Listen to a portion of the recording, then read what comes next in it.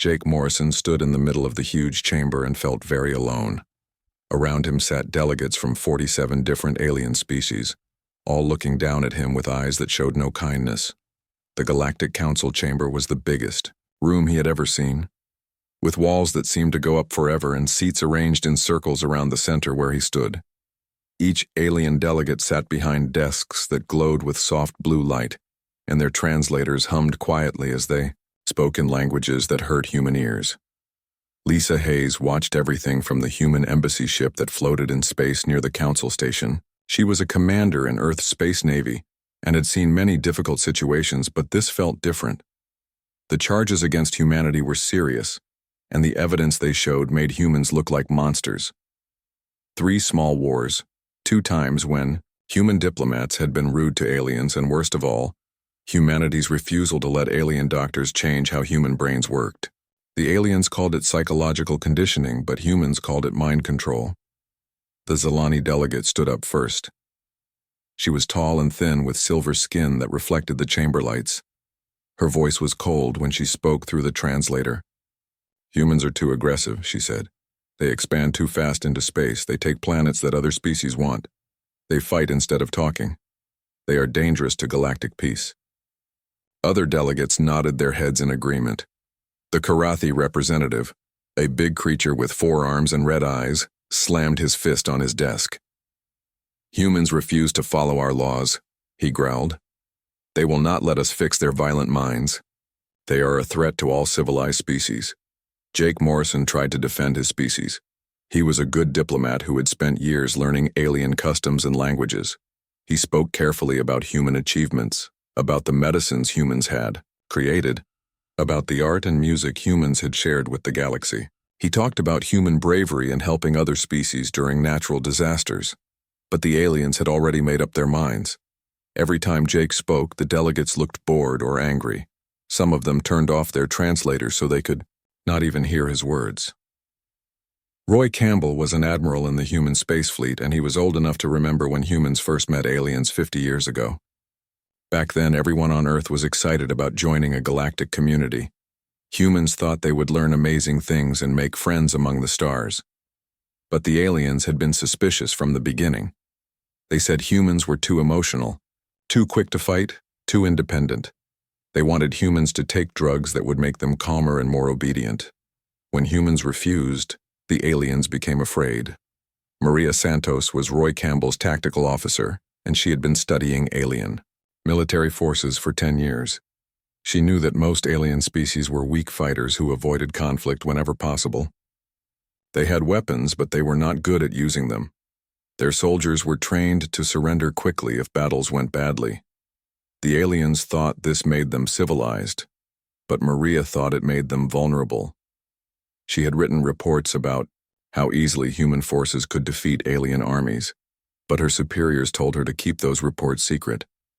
The trial continued for 3 days. Witnesses came forward to tell stories about human crimes. A Veltron merchant said humans had been rude to him at a space station. A Thraxian scientist claimed humans had stolen his research. A Karathi general talked about how human colonies were expanding too close to alien territory. None of these crimes seemed serious to Jake Morrison, but the alien delegates acted like humans were the worst criminals in galactic history. On the 3rd day, the Galactic Council was ready to vote. The chamber was completely quiet as each delegate made their choice. The voting system used lights that showed red for guilty and green for innocent. One by one, the lights appeared on a big screen that everyone could see. Red light after red light filled the screen. 44 species voted to exile humanity from galactic space. Only 2 species chose not to vote at all. Just 1 species, the peaceful Andrari, voted green to defend humans. The Karathi Prime Minister stood up to announce the result. He was clearly happy about the decision, and his red eyes glowed brighter as he spoke. "The Galactic Council has decided," he said in a loud voice. "Humanity is guilty of being a danger to galactic peace. All humans must leave galactic space within 72 hours. Any human found in our territory after that time will be considered an enemy. Earth's membership in the Galactic Council is ended forever." Jake Morrison felt like someone had hit him in the stomach. He had expected this result, but hearing it still hurt. He looked around the chamber at all the alien faces and saw satisfaction in many of them. They thought they had solved a problem by getting rid of the troublesome humans. They believed the galaxy would be safer and more peaceful without humanity. Lisa. Hayes received the news on her ship and immediately sent a message to Earth. She knew that billions of humans were waiting to hear what happened. Families on colony worlds were packing their belongings and preparing to leave their homes. Human traders were loading their ships and heading back toward Earth space. The entire human presence in the galaxy was being forced to retreat to the solar system where humanity began. Roy Campbell was on his flagship when the message reached him. The ship was called New York, and it was the most powerful vessel in the human fleet. Campbell read the Exile order 3 times before calling his senior officers to a meeting. The aliens thought they were removing a small problem from their perfect galaxy. They had no idea what they had just done. Maria Santos studied the tactical displays in the war room and began to smile for the first time in days. The aliens had made a huge mistake. They thought humans would just go home and stay there like defeated children. They did not understand that humans were different from other species. When humans were pushed, they pushed back harder. When humans were threatened, they became dangerous. When humans were exiled, they started planning revenge. The vote was finished, and humanity had been banished from the galaxy. But the aliens had given humans something valuable without knowing it. They had given humans a reason to stop being nice. Peter Hayes was a general who had spent 30 years planning for wars that nobody wanted to think about. When the Exile order came from the Galactic Council, he was ready with plans that had been sitting in secret files for decades. The aliens expected humans to leave quickly and quietly, and Peter was going to give them exactly what they expected to see. But what they saw would not be the real truth. Helen Carter worked in laboratories that most humans did not know existed. She was the head of Earth's most secret science division, and she had been developing weapons and technology that broke galactic laws. For years, the Galactic Council had banned certain types of research, saying it was too dangerous for any species to possess. Helen had ignored those bans, and now her illegal work was about to become very important. The fake evacuation began within hours of the council vote. Human colonies across the galaxy started broadcasting emergency signals and loading civilian transports with families and belongings. To alien observers watching from their monitoring stations, it looked like panic. Human ships launched from dozens of worlds in what appeared to be complete disorder. Children cried as they were taken from their schools, farmers abandoned crops in their fields, and traders sold their goods for whatever price they could get. Alex Turner was a colonel who specialized in military deception, and he was in charge of making the evacuation look real. His job was to make sure alien spies saw exactly what they expected to see. He organized fake refugee convoys that broadcast distress signals as they traveled toward Earth. He arranged for human news broadcasts that showed crying families and angry politicians complaining about the unfair exile. He even had human actors pretend to be deserters who abandoned their military posts in fear. The aliens watched all of this through their spy networks and felt satisfied. The dangerous humans were running away like scared animals. Some alien delegates sent messages to their home government saying that the exile had worked perfectly. The Karathi military reduced their alert status because they no longer considered humans a threat. The Zilani closed several border patrol stations because there were no more human ships to watch for. But while alien attention focused on the obvious evacuation ships, other human vessels were moving in complete secrecy. These ships had been modified with technology that made them invisible to standard alien sensors. They carried no identification signals, and their crews had been trained to operate in total silence. Instead of leaving galactic space, these ships were hiding in asteroid fields, empty star systems, and the dark spaces between planets. Susan Walsh commanded one of these invisible ships. Her vessel was called Silent Runner, and it had been designed for long-term reconnaissance missions. Her crew of 20 volunteers had signed up for a mission that officially did not exist. They would spend years watching alien civilizations and gathering intelligence while the galaxy believed all humans had gone home. If they were discovered, Earth would deny any knowledge of their existence. Helen Carter used the evacuation period to accelerate research projects that had been moving slowly for years. While aliens celebrated the departure of human scientists, Helen's teams worked around the clock in hidden facilities throughout the solar system. They developed new types of weapons that could destroy alien ships in seconds. They created communication systems that could send messages instantly across thousands of light years. They built armor and vehicles designed specifically for fighting alien species. The most important project was the development of quantum jump drives that were far superior to alien transportation technology. Most galactic species used jump gates that took days to charge and could only connect to fixed points in space. Helen's team created drives that could jump anywhere in the galaxy within minutes and needed no fixed infrastructure. This would give human forces mobility that alien militaries could not match. Roy Campbell supervised the creation of a new type of military force during the evacuation period. While alien observers saw human warships leaving galactic space, Campbell was actually moving his most experienced crews to secret bases in the outer solar system. These bases had been under construction for years, hidden behind false asteroid surveys and mining operations. Now they became the training ground for a military force designed for one purpose: total galactic conquest. Dan Miller was the president of Earth, and he had been forced to make the hardest decision in human history. When the Exile order came, he could have tried to negotiate or appealed to alien sympathy. Instead, he chose to authorize military protocols that had been theoretical until now. The aliens wanted humans out of their galaxy, and Miller decided to give them exactly what they asked for. But humans would return on their own terms. The fake evacuation took exactly 71 hours to complete. On the final day, Jake Morrison broadcast a message from the last human ship to leave alien space. He spoke about humanity's sadness at being forced to leave their friends in the galaxy. He promised that humans would remember the kindness of species like the Andrari who had voted to defend them. He said that humanity hoped for peaceful relations in the future. The message was broadcast on all galactic communication channels, and many aliens felt sorry for the defeated humans.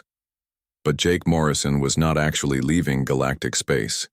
His ship made a show of crossing the border into human territory, then used quantum jump technology to return to a hidden position near the galactic core. He would spend the next 3 years establishing secret diplomatic contacts with alien species who might be useful during the coming war. The aliens celebrated the success of their exile order. Galactic news services ran stories about the return of peace and stability. The Karathi military published reports about how much safer their borders were now that the aggressive humans were gone. Trade routes that had been tense because of human expansion were reopened with great ceremony.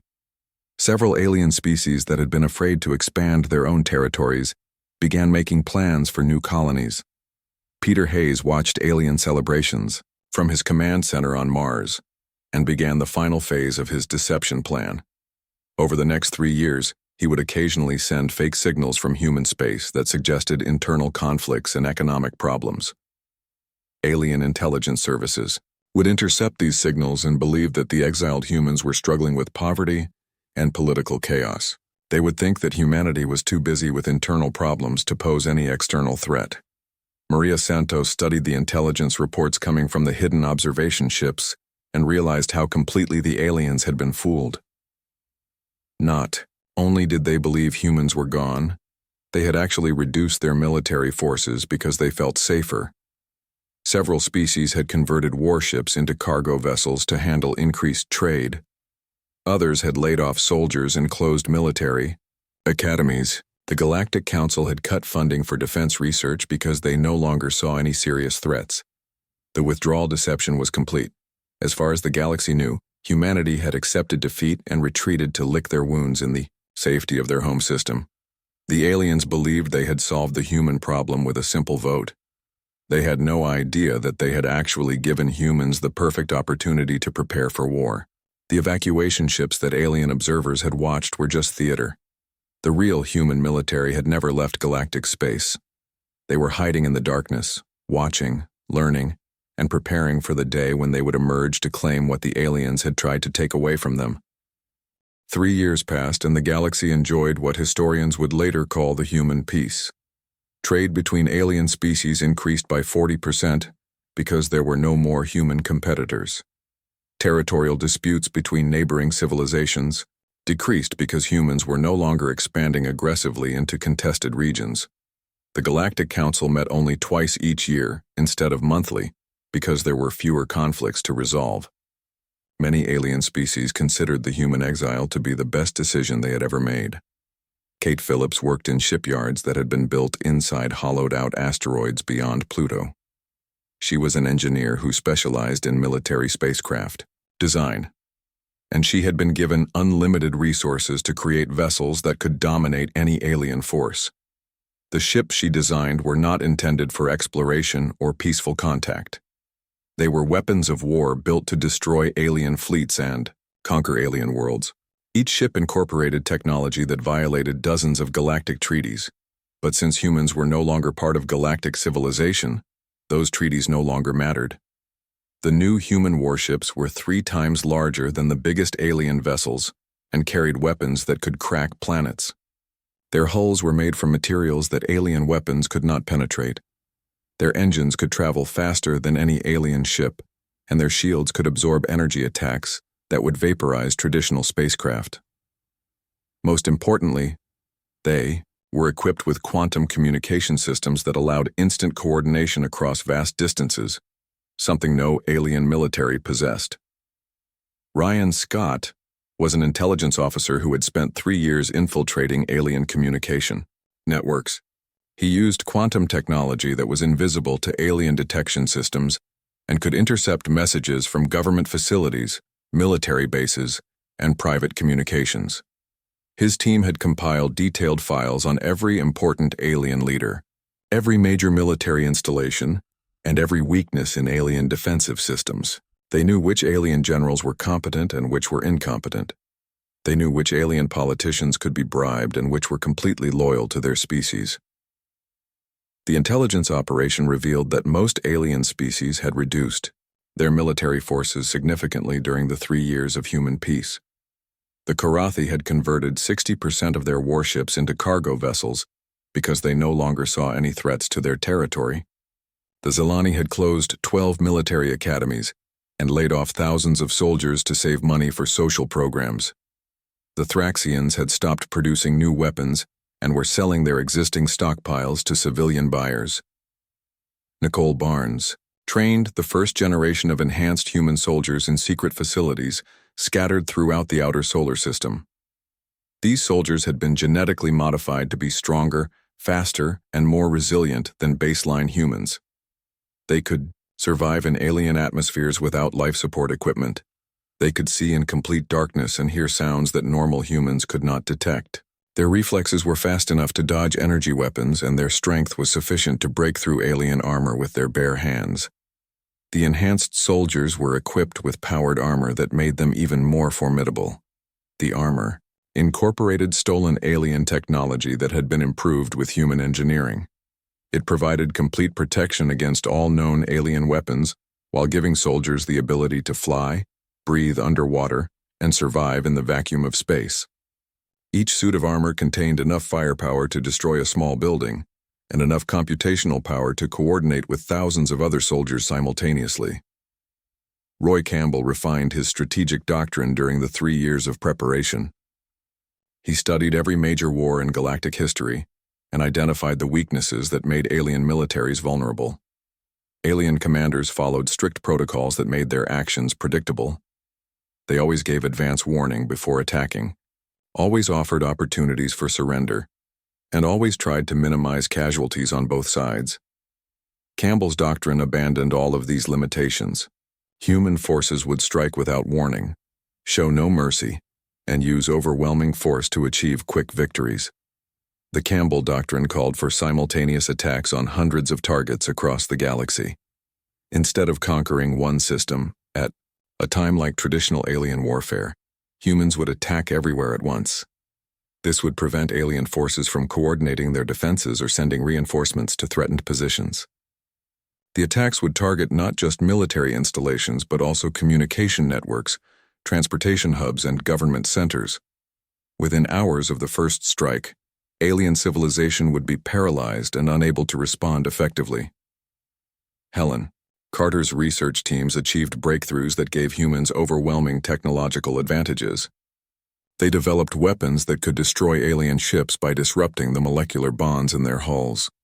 They created shields that could deflect any type of energy attack and redirect that energy back at the attacker. They built medical technology that could heal wounded soldiers in minutes and bring dead soldiers back to life if treatment was administered quickly enough. The most important breakthrough was the development of artificial intelligence systems that were far superior to alien computers. These AI systems could process information thousands of times faster than alien minds and could control entire fleets of ships without any human input. They could adapt to changing battlefield conditions instantly and coordinate complex operations that would be impossible for biological commanders to manage. The aliens had no equivalent technology and would be fighting against an enemy that could think and react faster than they could comprehend. Susan Walsh and her reconnaissance team provided detailed maps of every important alien facility in the galaxy. They identified the exact locations of military bases, government buildings, and industrial complexes. They discovered secret alien research projects and classified military programs. They learned the personal habits of alien leaders and the security procedures used to protect important installations. This intelligence would allow human forces to strike with surgical precision and maximize the damage inflicted during the first wave of attacks. The hidden observation ships also monitored alien civilian populations and identified potential sources of resistance or collaboration. Some alien species were natural warriors who would fight to the death against any invader. Others were peaceful traders who would surrender immediately if their leaders were defeated. This information would allow human commanders to tailor their occupation strategies for each species and minimize the time needed to establish control over conquered territories. Dan Miller authorized the final phase of war preparations during the third year of Exile. The time for deception was ending and the time for action was approaching. Human industrial capacity had been converted entirely to military production. Every human colony ship had been converted into a troop transport. Every civilian freighter had been armed with military weapons. Every human citizen had received basic military training and was ready to serve in support roles during the coming conflict. The aliens had enjoyed 3 years of peace and prosperity while believing that humans were safely contained in their home system. They had no idea that humanity had used this time to prepare for the largest military operation in galactic history. Human forces were positioned throughout the galaxy, ready to strike. Human technology had advanced far beyond anything aliens possessed. Human soldiers were trained and equipped to fight a type of war that aliens had never experienced. Maria Santos completed her analysis of alien military capabilities and confirmed what everyone already knew. The aliens were completely unprepared for what was coming. Their weapons were obsolete, their tactics were predictable, and their soldiers were poorly trained for real combat. They had grown soft during centuries of minimal conflict and diplomatic solutions. They were about to discover that humans fought by completely different rules. The 3 years of silent preparation were ending. The galaxy that had voted to exile, humanity was about to learn the true cost of their decision. They had wanted peace without humans, but they were going to get war like they had never imagined. The storm was ready to break. Black Tuesday began like any other day in the peaceful galaxy. Alien merchants loaded their cargo ships with goods for distant markets. Karathi generals reviewed routine patrol reports from their border fleets. Zilani scientists worked on research projects in their orbital laboratories. Thraxian diplomats prepared for trade negotiations with neighboring species. None of them knew that hidden human forces had been moving into position for weeks, waiting for the signal to begin the largest military operation in galactic history. Roy Campbell stood on the bridge of his flagship Washington and looked at the tactical display that showed the positions of human forces throughout the galaxy. 1,200 warships were ready to emerge from quantum jumps at precisely calculated coordinates. 50,000 enhanced soldiers were positioned in assault transports near major alien worlds. Hidden observation posts that had been gathering Intelligence for 3 years were ready to guide attacks against specific targets.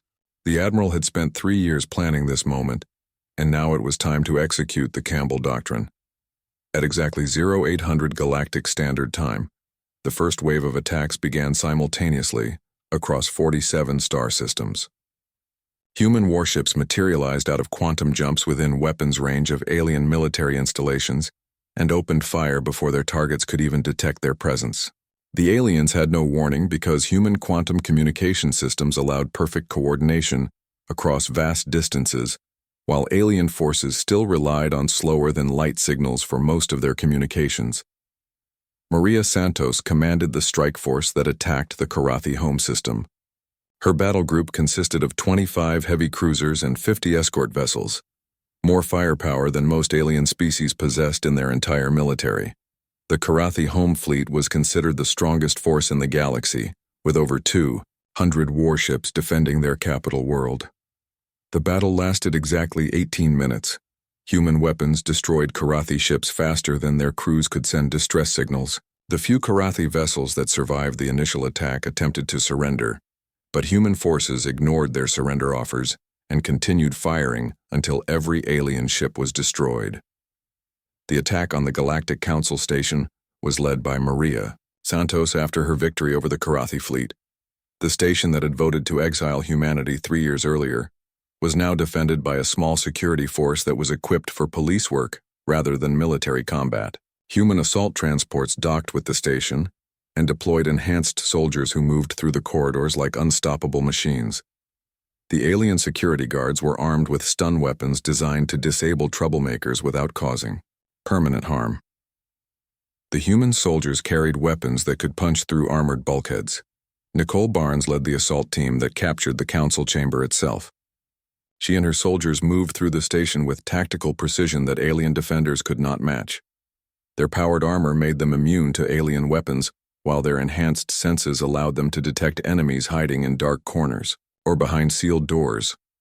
The same chamber where aliens had condemned humanity became the site of their own defeat as human soldiers secured the facility and captured every alien delegate who had not already fled in panic. Alex Turner commanded the operations that severed galactic communication networks. His forces targeted the relay stations and quantum transmission hubs that allowed alien civilizations to coordinate their activities across interstellar distances. Without these communication links, alien governments could not contact their military forces or coordinate defensive strategies. Many alien commanders did not even know they were under attack until human soldiers were already landing on their planets. The systematic destruction of alien infrastructure was carried out with efficiency that shocked even human commanders. Alien civilizations had been built on the assumption that warfare would follow traditional rules with advance warnings and opportunities for negotiation. Human forces ignored these conventions completely and targeted everything that kept alien society functioning.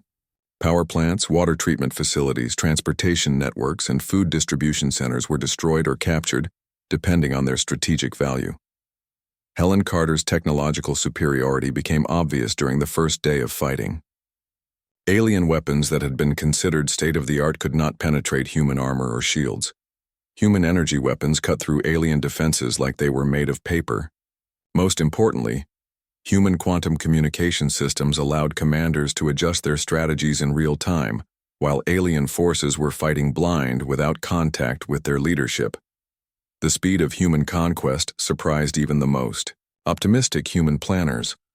Alien resistance collapsed much faster than anyone had expected, because alien military forces had been designed for the type of limited warfare that had been common in the galaxy for centuries. They were not prepared for the total war that humans brought to their worlds.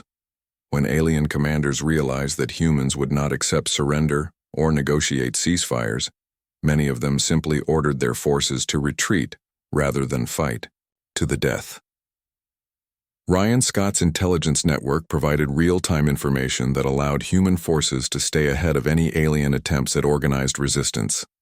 The hidden observation post that had been watching alien activities for 3 years now guided precision strikes against any location where aliens tried to coordinate defensive efforts. Alien leaders who attempted to organize resistance found their positions under attack within minutes of making contact with their military forces. The Thraxian species attempted to mount the most organized defense against human invasion. Their homeworld was protected by orbital defense platforms that had been designed to repel large-scale attacks. The platforms were armed with weapons that could destroy entire fleets and were considered impregnable by galactic military experts. Human forces bypassed the platforms entirely by using quantum jump technology to land assault troops directly on the planet's surface. Enhanced soldiers captured the control centers for the orbital platforms and turned the defensive weapons against the Thraxian fleet.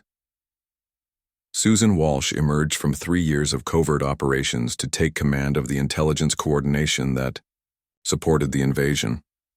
Her network of hidden agents and observation posts provided information that allowed human commanders to predict alien responses and counter them before they could be implemented. The aliens found themselves fighting an enemy that seemed to know their plans before they made them and could counter every strategy they attempted. The Zilani made the mistake of trying to use their advanced science to develop new weapons during the invasion. Their research facilities were working on energy shields that might protect against human weapons when human assault teams landed at their primary laboratory complex. Nicole Barnes personally led the team that captured the Zilani chief scientist and all of his research data.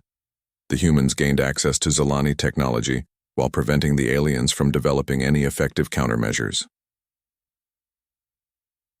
By the end of the first day, human forces had achieved total tactical surprise and destroyed the command structure of every major alien military. The speed and coordination of human attacks had prevented any effective response from alien forces. Communication networks were severed, military installations were captured or destroyed, and government centers were under human control. The aliens who had voted to exile humanity discovered that they had created their own worst nightmare. The second day of the invasion focused on consolidating human control over captured territories and eliminating any remaining pockets of alien resistance. Human occupation forces landed on hundreds of worlds and began implementing military governance protocols that had been designed during the 3 years of preparation. The same efficiency that had characterized the initial attacks was applied to the establishment of human authority over conquered populations. Within 72 hours of the first attack, the same time frame that aliens had given humanity to evacuate, galactic space, every major alien government had either surrendered or been destroyed. The galactic civilization that had existed for thousands of years was replaced by human military administration. The aliens learned that when humans were pushed out of something they wanted, they came back and took everything. Dan Miller stood in the same chamber where humanity had been condemned 3 years earlier. But everything had changed. The curved walls that once displayed the symbols of 47 independent alien species now showed the simple blue and white flag of the Human Confederation. The seats where alien delegates had voted for human exile were occupied by human administrators who managed the daily operations of galactic government. The translation devices that had once allowed aliens to debate in their own languages were silent because all official business was now conducted in English. The president's address to the conquered galaxy was broadcast simultaneously to every inhabited world through communication networks that were now under complete human control. Miller spoke clearly and simply so that every alien species could understand the new reality. The galaxy had chosen exile over coexistence 3 years ago, and humanity had accepted that choice. The old system of representative democracy and voluntary cooperation was finished forever. The new government was a human-led confederation with no pretense that all species were equal. Peter Hayes implemented the occupation protocols that had been developed during the 3 years of secret preparation. Unlike the loose federation that had characterized the old Galactic Council, the new system was organized with military efficiency and clear chains of command. Each conquered species was assigned human administrators who reported directly to regional governors who answered to Earth. There were no elected representatives, no voting procedures, and no appeals process for administrative decisions. The aliens discovered that human occupation was both more harsh and more effective than anything they had experienced under the old system. Species that had voted enthusiastically for human exile found themselves under direct military administration with no local autonomy whatsoever. Their governments were dissolved, their military forces were disbanded, and their leaders were removed from positions of authority. Human governors made all important decisions about resource allocation, industrial production, and population management. The Karathi learned this lesson more harshly than any other species. Their proud warrior culture that had dominated galactic politics for centuries meant nothing against human strategic planning and technological superiority. Roy Campbell's forces had not simply defeated their military, they had systematically dismantled their entire civilization and rebuilt it according to human specifications. Karathi warriors who had once commanded respect throughout the galaxy now worked in human factories under the supervision of human managers. Susan Walsh became the first director of galactic security, and her authority extended to every inhabited world in the galaxy. The intelligence network that had operated in secret for 3 years was now the official security apparatus of the Human Confederation. Every alien population was monitored constantly through surveillance systems that could detect any sign of organized resistance before it could develop into a serious threat. The aliens who had once feared human aggression now lived under complete human observation. But the new system was not purely oppressive for all alien species. Those that demonstrated genuine regret for their role in the Exile vote found themselves with considerable autonomy under human oversight. The peaceful Andrari who had voted against human exile were rewarded with favorable trade agreements and protection from more aggressive neighbors. Several smaller species that had been dominated by larger powers under the old system found that human protection allowed them to develop their own cultures and economies without interference.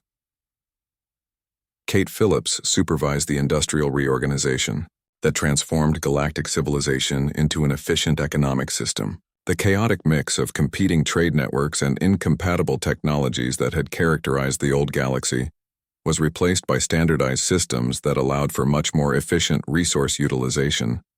Alien worlds that had struggled with poverty under the old system began to prosper as human administrators eliminated the corruption and inefficiency that had plagued alien governments. The galaxy became more prosperous under human leadership than it had ever been during the thousands of years of alien self-governance. Trade flowed more smoothly because there was one government instead of 47 competing administrations. Scientific research advanced more rapidly because human administrators could coordinate projects across multiple species instead of allowing each civilization to work in isolation. Even warfare between alien species was eliminated because human forces prevented any conflicts from developing. Helen Carter's research facilities were expanded to every major world in the galaxy, as human scientists began incorporating the best elements of alien technology into improved systems. The quantum communication networks that had given humans such advantages during the invasion were extended to connect every inhabited planet in real time. Transportation systems were upgraded with human quantum jump technology that reduced travel times between distant worlds from months to minutes. The aliens gradually realized that life under human rule was actually better than the chaotic independence they had enjoyed under the old Galactic Council. Crime rates dropped to almost zero because human security forces were far more effective than alien police. Economic inequality decreased because human administrators redistributed resources more fairly than alien governments had ever managed. Even scientific and cultural development accelerated because humans encouraged cooperation between species instead of competition. Nicole Barnes established training programs that allowed qualified aliens to serve in supporting roles within the human military structure. These programs were voluntary, but many young aliens from conquered species chose to enlist because military service offered opportunities for advancement that were not available in civilian occupations. The enhanced soldiers who had conquered the galaxy became instructors who taught alien recruits how to maintain order and security under the new system. Ryan Scott's intelligence services evolved from a military operation into a comprehensive information management system that helped human administrators understand the needs and concerns of alien populations. Instead of simply watching for signs of resistance, the intelligence network became a tool for identifying problems in alien communities before they could develop into serious issues. This allowed human governors to address economic or social problems quickly and maintain stability throughout the Confederation. The first year of human rule established patterns that would define galactic civilization for generations to come. Species that cooperated with human administrators were rewarded with increased autonomy and economic opportunities. Those that resisted or attempted to organize opposition faced immediate suppression by human security forces. Most alien populations quickly learned that cooperation brought benefits, while resistance brought only suffering. Alex Turner became the administrator responsible for managing the former members of the Galactic Council who had survived the invasion.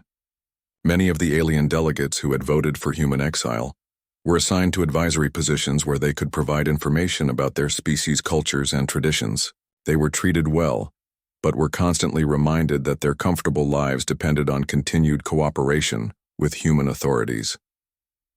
Maria Santos established the naval forces that maintained order throughout the galaxy and protected human interest from any external threats. The ships that had conquered alien civilizations were now the guardians of galactic peace under human leadership. Alien species that had once feared human expansion now depended on human protection to maintain their own security and prosperity. Jake Morrison resumed his diplomatic career as the human ambassador to alien populations throughout the galaxy. His new role was very different from his previous position as humanity's representative to the Galactic Council. Instead of asking for acceptance from alien governments, he now delivered instructions from human administrators to alien populations. The species that had once looked down on humans now listened carefully to every word he spoke. The lesson was clear to everyone in the galaxy. The vote to exile Earth had given humans exactly the motivation they needed to claim their rightful place as the dominant species. The aliens had tried to remove a minor irritant from their perfect civilization, and instead had awakened a sleeping giant that transformed their entire galaxy. When humans were forced to choose between acceptance and conquest, they chose conquest, and proved that they were very good at it. The galaxy learned that you should be careful what you vote for, because you might get something much worse than what you were trying to prevent.